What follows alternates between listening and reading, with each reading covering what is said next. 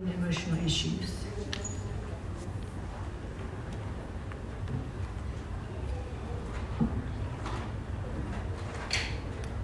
Good afternoon, everyone. Are you ready for a completely different point of view? Because this is what you're going to get.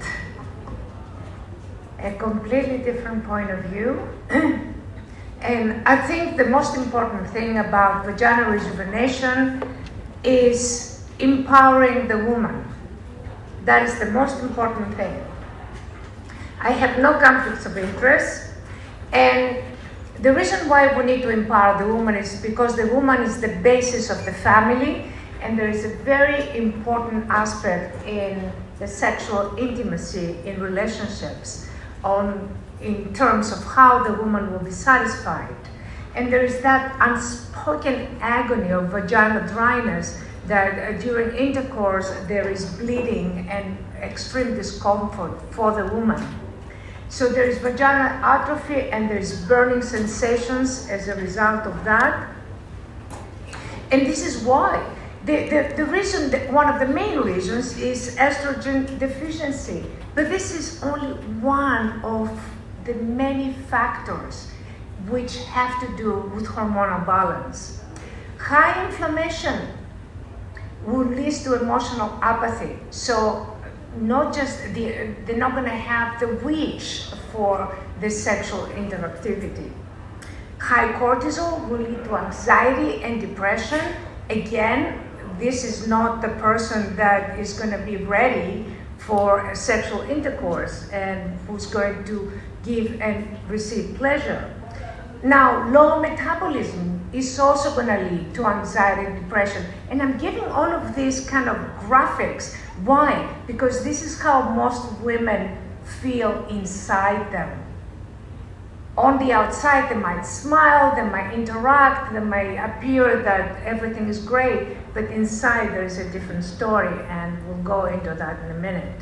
Low testosterone, again, is going to lead to boredom and emptiness. And again, that's not the energy. The sexual energy is going to be missing from that type of person.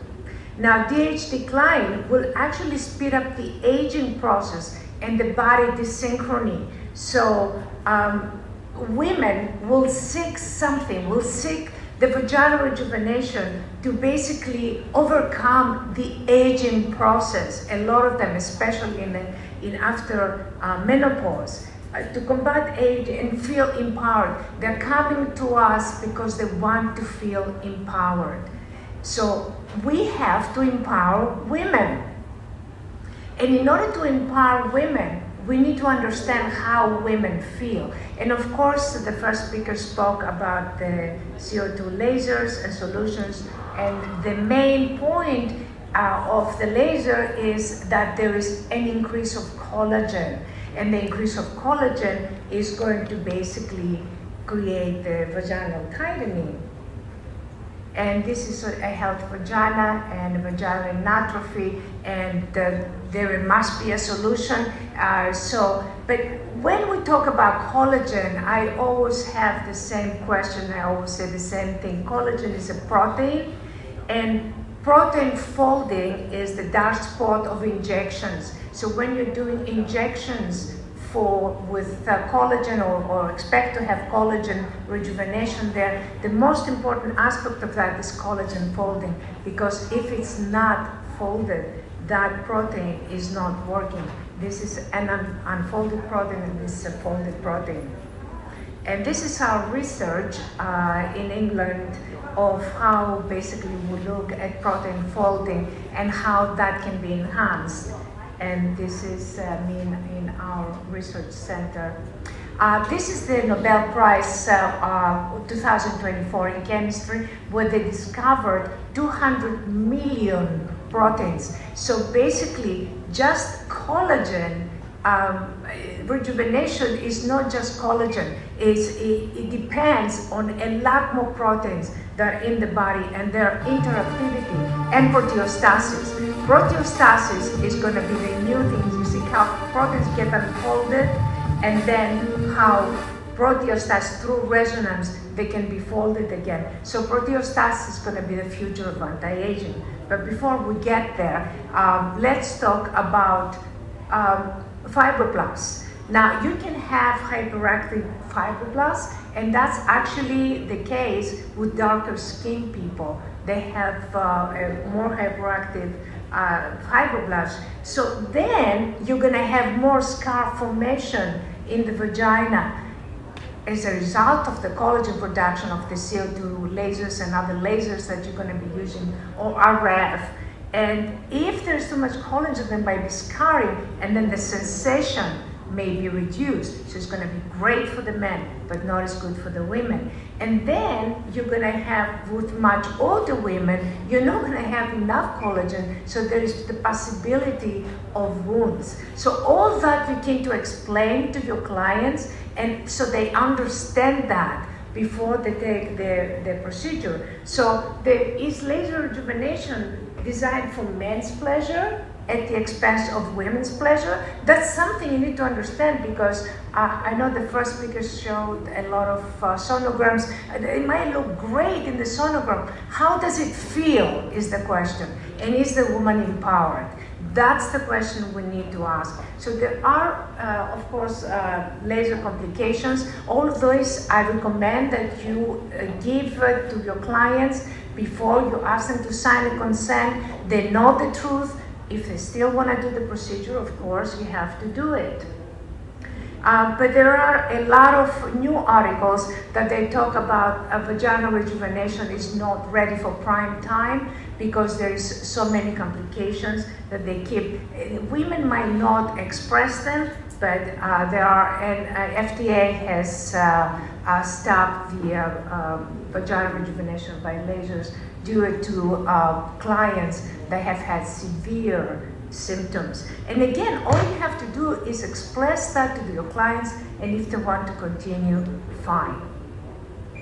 So now many women claim to be very happy after laser and RF rejuvenation. Are they? Is the question. Is there something else that's going on? What's behind the female smile? Let's get you into the whirlwind of female emotionality, that it's all sometimes and most of the time it is hidden. So we answered this question. We published a few articles on this particular question in several different journals, and this is my books that are also touching on the same. They have been translated in 12 languages. So what we did, we administered the MPI to 14 menopausal women that had undergone laser rejuvenation with very high FSFI scores. FSFI is an instrument that usually doctors will kind of adopt to find out if women have been satisfied with the procedure. And these women had very high scores on FSFI, as you can see here. They spoke about orgasm score was 4.07, arousal score was very high scores. And we gave them 3 scales of the MMPI, the lie scale, the depression, and the hysteria scale. And what we found, there's always a statistically significant correlation between the FSFI and the lie scale. You know what that means? That means that these women were lying. We also found very significant results with the hysteria scale and the depression scale. That before and after, the results were much higher. So basically, it seemed like after the procedure, they felt more depressed. And they felt like, I don't know what to do with myself. Basically, that hysteria was higher. So on the outside, they were saying they were very happy, they were laughing. And on the inside, there was a depression and an anxiety. So please remember that. Men lie more, but women lie better. So we always need to understand how women feel on the inside. Now, we also found, we gave the differential emotional questionnaire that signifies single emotions, discrete emotions. And we found that they had very high correlations on shame and on sadness. What does that mean? They wanted to satisfy their partner, but they didn't care about their own satisfaction. And when you ask them, are you happy with the procedure? They will say, yes, I'm happy with the procedure, because their partner was happy.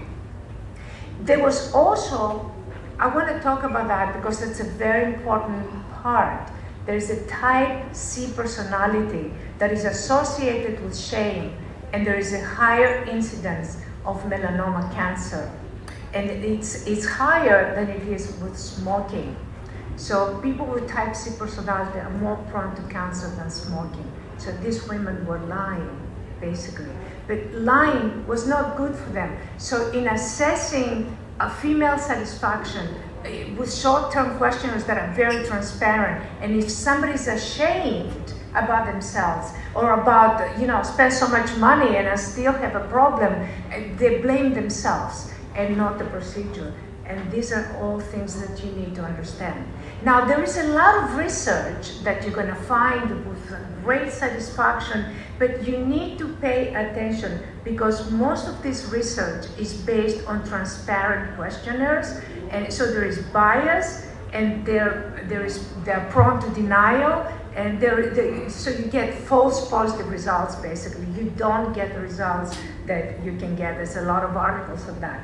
The other thing is that you need to pay attention to significance level. So I have seen a lot of articles that they say a significance level of 0.001, but when you look at their actual data, only 85% were satisfied with that. That's not significant right there. And most important, 26% of these women were not sexually active. So how would they know the difference in the first place? So very important, statistical significance has to be above 0.5. That means more than 95% of your sample has gotten positive results. So again, there are complications. They're understated, the complications in all the articles, in all the research that I looked up, and it was about 400 articles that I reviewed. Every article understated the basically, and by the way, CRT lasers have not been approved by the FDA. All of these things you need to tell to your clients. And again, if they want to continue, fine. If they don't want to continue. This is my new book, The Rhythm of Youth. And basically in The Rhythm of Youth, I talk about how we can empower women. And we can empower women through hormonal balance. And that's what's going to basically, and this is me in our lab, basically vaginal rejuvenations requires hormonal balance, because if you don't hormonally balance and you have high cholesterol, high cortisol, you're not going to want to go and have sex. I mean, you need that hormonal balance to give you the desire in the first place to kind of interact. And hormonal balance has a lot of, it's a very wide thing. You need to have a physical status that is good, lifestyle, diet, exercise, hormonal balance, psychological balance, and interpersonal harmony to have somebody that you can communicate. So from systemic disharmony to systemic harmony, and that has to do with hormonal balance that will give you the confidence. You cannot have vaginal rejuvenation without hormonal balance. You need to kind of take that into consideration. And this is the message that I would like to offer to you today. This is again me in our lab. So with female satisfaction is based on understanding, and females need a gentle approach. Thank you very much for your kind attention. This is my WhatsApp.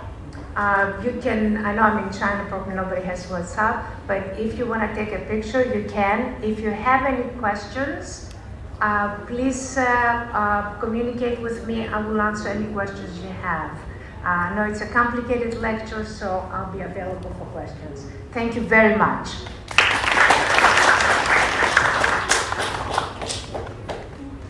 Thank you, Dr. Xanya, for your fantastic speech. Next up, we are welcoming Dr. Jennifer Walden on the topic